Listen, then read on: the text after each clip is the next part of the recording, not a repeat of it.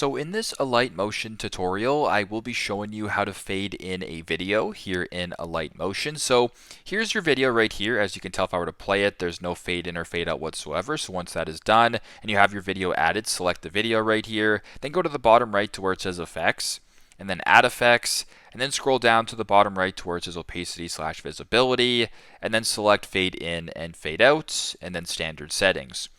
So once you're here, the fade in has been activated. So if you wanted to go ahead and play along with this, you can go ahead and play the video right here. And as you can tell, the video will fade in just like that if you wanted to change fade out. So there's no fade out. If I were to play this in and maybe move it back a little bit, it'll fade in quicker. If I move it more this way, it'll fade in much later.